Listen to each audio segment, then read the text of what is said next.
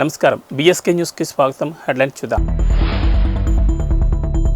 నేడు mega DSC notification, పోస్టులు భారీగా పెరిగే అవకాశం.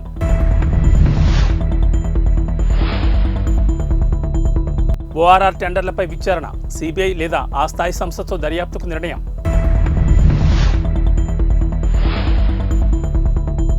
బీఆర్ఎస్ కాంగ్రెస్లపై కిషన్ రెడ్డి ఫైర్, వచ్చే ఎన్నికల్లో బీజేపీకి ఓటు వేయాలని పిలుపు.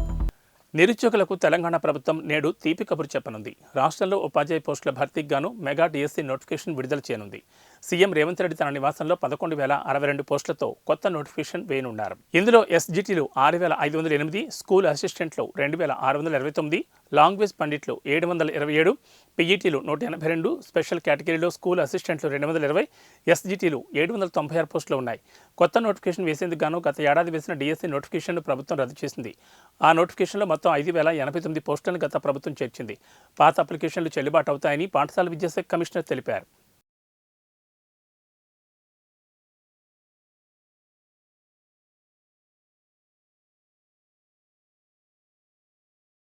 ఔటర్ రింగ్ రోడ్ టోల్ టెండర్ల విషయంలో సీఎం రేవంత్ రెడ్డి కీలక నిర్ణయం తీసుకున్నారు. ఈ టెండర్లలో అవకతవకలు జరిగాయంటూ మొదటి నుంచి ఆరోపిస్తున్న సీఎం దీనిపై సమగ్ర విచారణ జరిపించాలని నిర్ణయించారు.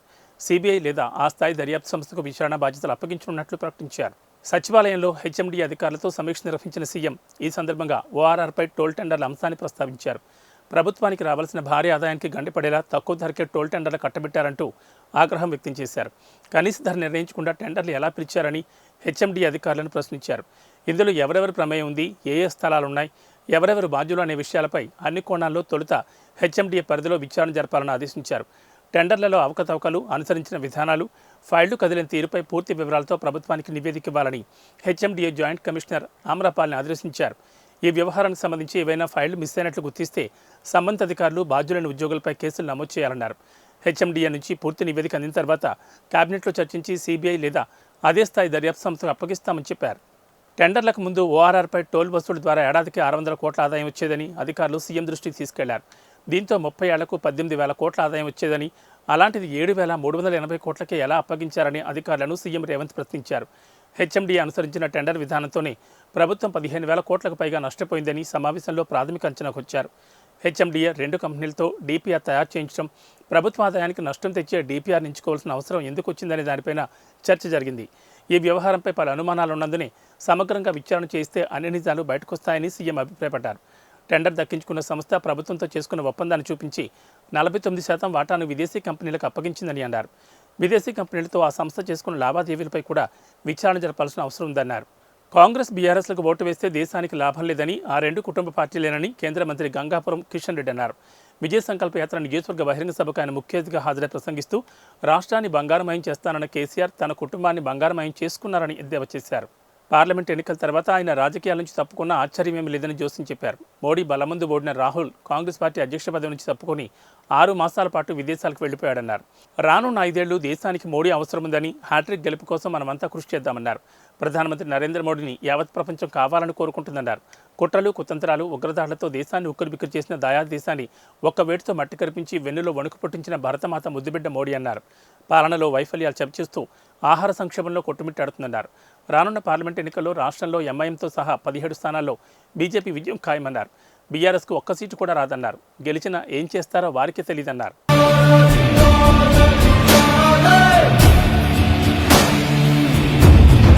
తెలంగాణ భాష అంటేనే క్లాసిక్ అని గవర్నర్ తమిళిసై సౌందరరాజన్ అన్నారు. తెలంగాణ భాష మాట్లాడుతుంటే చాలా ఆనందంగా ఉంటుందని చెప్పారు. రవీంద్ర భారతిలో బుధవారం జరిగిన పొట్టి శ్రీరాములు తెలుగు విశ్వవిద్యాలయం 16వ స్నాతకోత్సవంలో గవర్నర్ ముఖ్య అతిథిగా పాల్గొన్నారు. తెలుగు భాష, సంస్కృతి అంతటా వ్యాప్తి చెందాలని తమిళిసై సౌందరరాజన్ ఆకాంక్షించారు. తెలుగు భాషను ఇతర భాషలు మాట్లాడేవారందరికీ నేర్పించాలన్నారు. ప్రగతిని సాధించడానికి షార్ట్కట్లు ఉండవని, శ్రమని ఆధారమని చెప్పారు. స్నాతకోత్సవం పెద్ద పండగని పేర్కొంటూ సమాజానికి కొత్తదనం అందించడం మన బాధ్యతని అన్నారు. మాతృభాషతోనే జీవితం ముడిపడి ఉంటుందని చెప్పారు. ప్రపంచంలోని ఎన్నో దేశాల్లో తెలుగు వాళ్ళు ఉన్నారని, తెలుగు భాష, సంస్కృతి ఆ దేశాల్లో కూడా వ్యాప్తి చెందాలన్నారు. ప్రధాని నరేంద్ర మోడీ చెప్పినట్లు ఎన్ఈపీ విద్యాలయాలను ప్రారంభించాలన్నారు. తెలుగులో మాట్లాడడం తనకెంతో సంతోషంగా ఉందన్నారు. సామాన్య ప్రజలు సైతం కొన్ని చదివే విధంగా తక్కువ ఖర్చుతో తెలుగు భాష పుస్తకాలను ప్రచురించాలని సూచించారు. స్వీయ నిబంధనతో బోధించడం, విశ్వవిద్యాలయం అన్ని సదుపాయాలు కల్పించడం, సమాజానికి కొత్త దారిని అందించడం, వీటన్నిటి సమాహోరమే స్నాతకోత్సవం. మాతృభాష మన జీవితంతో పుడుతుంది. మాతృభాష మన చైతన్యంతో ముడిపడి ఉంది. మాతృభాష మనల్ని ప్రకటిస్తుంది. మాతృభాష మనకు మార్గదర్శకం. తెలంగాణ మాతృభాష మరియు క్లాసిక్ భాష. పలుకుతున్నప్పుడు ఆనందాన్ని ఇస్తుంది, పలికినప్పుడు ఆసక్తిని రేకెత్తించే భాష. అందుకే మహాకవి భారతిని పాడారు, సుందర తెలుగులో పార్టీ చేసుకుందాం. తెలుగు మాట్లాడే ప్రజలు అనేక రాష్ట్రాలు మరియు అనేక దేశాలను ఉన్నారు. అక్కడ మన సంస్కృతిని చాటుతున్నారు. అక్కడ మన సంస్కృతిని ఔన్నత్యం గురించి మాట్లాడుతున్నారు. ఇక్కడ గ్రాడ్యుయేట్ అందరిని నేను అభినందిస్తున్నాను. మీరు ఈ తెలుగు భాష పూల పరిమళంలా వ్యాపిస్తున్నారు. ఈ తెలుగు భాష సంస్కృతి అందరికీ చేరాలి. ఇతర భాషలు మాతృభాషగా ఉన్న వారికి కూడా తెలుగు నేర్పించాలి. అలా చేస్తే సోదర భావం ఏర్పడుతుంది, రాష్ట్రాల మధ్య స్నేహం పెరుగుతుంది. ఈ విశ్వవిద్యాలయంలో ఎన్నో గొప్ప పుస్తకాలు ముద్రించబడ్డాయి. ఈ సంవత్సరం మొత్తం దానికి సామాన్యులను చేరవేల చిన్న చిన్న పుస్తకాలను ముద్రించాలని అనుకుంటున్నాను.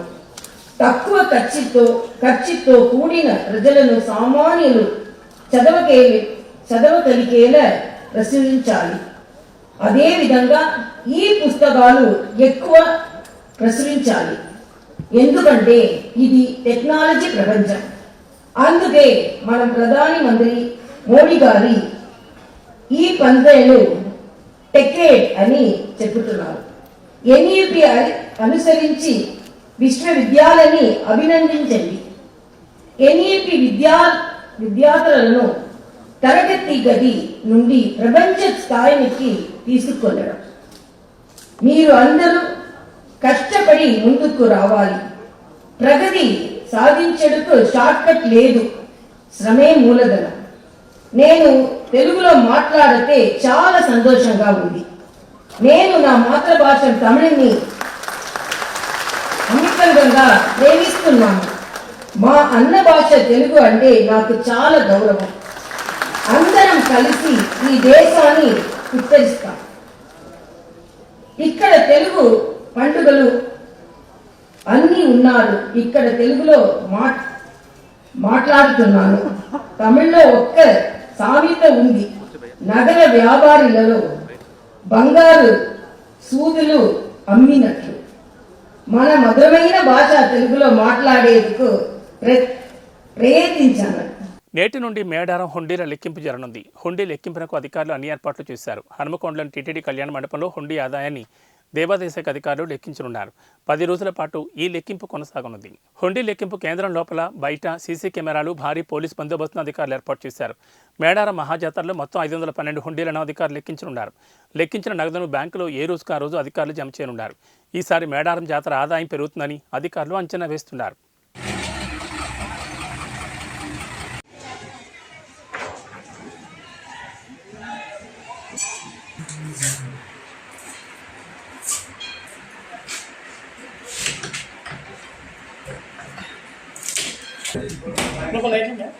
అంటే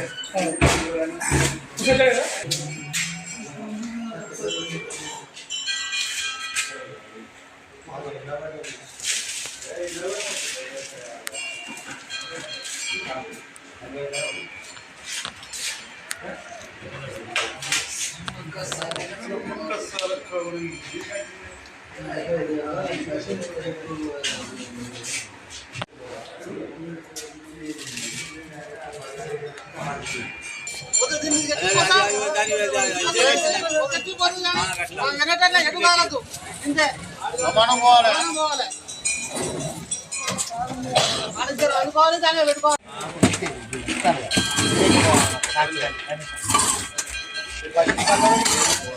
డూప్లికేట్ అది కెమెరా కనబడదు.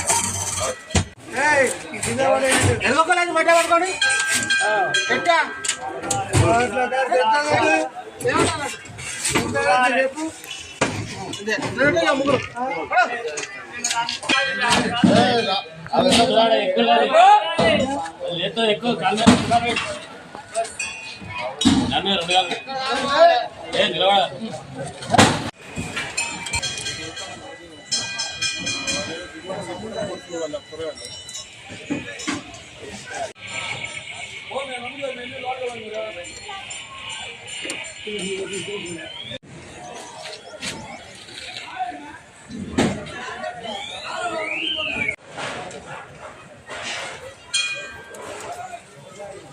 రాడిసన్ హోటల్ డ్రగ్స్ కేసులో నిందితునిగా ఉన్న టాలీవుడ్ డైరెక్టర్ క్రిష్ జాగర్లమూడి వ్యూహాత్మకంగానే విచారణకు హాజరు కాలేదా, తెలిసి మరీ గడువు కోరారా?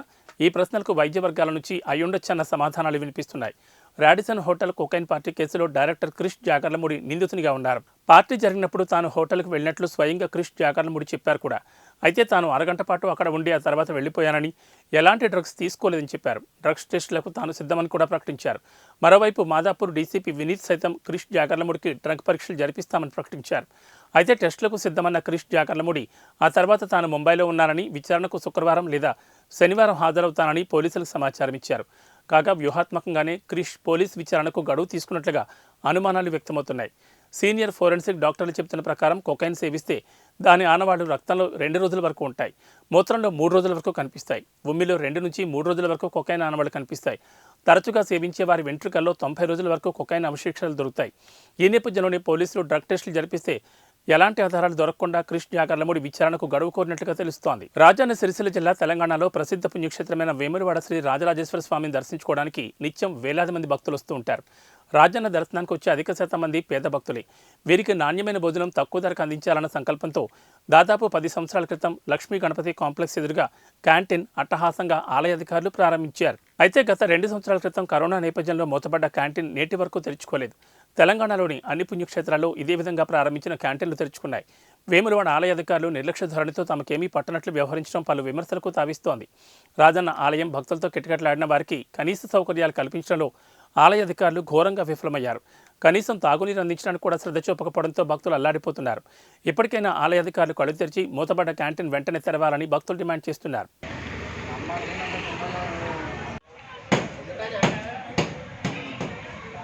ప్రధానమంత్రి నరేంద్ర మోడీ వచ్చిన 4-5 తేదీల్లో తెలంగాణలో పలు కార్యక్రమాల్లో పాల్గొనున్నారు. పలు కేంద్ర ప్రభుత్వ ప్రాజెక్టులకు ప్రారంభం, మరికొన్ని అభివృద్ధి పనులకు ఆయన శంకుస్థాపన చేయనున్నారు. బహిరంగ సభల్లో కూడా ఆయన పాల్గొనున్నారు. 4న మహారాష్ట్రలోని నాగపూర్ నుంచి బయలుదేరి ఉదయం 10:30 గంటలకు ఆదిలాబాద్కు వస్తారు. పలు అభివృద్ధి కార్యక్రమాల్లో పాల్గొని ప్రసంగిస్తారు. కార్యక్రమాలు ముగిసిన అనంతరం బయలుదేరి తమిళనాడుకు వెళ్తారు. తిరిగి అదే రోజు రాత్రి హైదరాబాద్కు వస్తారు. ఆ రోజు రాత్రి రాజ్భవన్లో బస చేస్తారు. ఇక 5న సంగారెడ్డిలో పలు అభివృద్ధి పనులను ప్రధాని మోడీ ప్రారంభించనున్నారు. సంగారెడ్డిలో నిర్వహించతలపెట్టిన బహిరంగ సభలో ఆయన ప్రసంగించనున్నారు. 5న ఉదయం 10 గంటలకు రాజ్భవన్ నుంచి బయలుదేరి సంగారెడ్డికి చేరుకుంటారు. మధ్యాహ్నం 12:15 కార్యక్రమాలు ముగించుకుని ఒడిశా రాష్ట్రానికి వెళ్తారు. ఖమ్మం జిల్లా కొనిజర్లలో దారుణం చోటు చేసుకుంది. సర్పంచ్ సోరంపల్లి రామారావుపై కత్తులతో దాడి చేశారు 3 వ్యక్తులు. గాయపడిన సర్పంచ్ను చికిత్స కోసం కిమ్స్కు తరలించారు. అయితే ప్లాన్ ప్రకారమే సర్పంచ్పై దాడి చేశారని అనుమానిస్తున్న పోలీసులు 3 నిందితులను అదుపులోకి తీసుకున్నారు. అన్నదమ్ముల ఆస్తిబాటాల పంపకంలో తమకు న్యాయం చేయలేదని సర్పంచ్పై ఈ దాడికి పాల్పడ్డారని తెలుస్తోంది. సర్పంచ్పై జరిగిన దాడితో గ్రామస్తులు భయాందోళనకు గురయ్యారు. గ్రామంలో ఎలాంటి అవాంఛనీయ సంఘటనలు జరగకుండా పోలీసులు 144 సెక్షన్ అమలు చేశారు.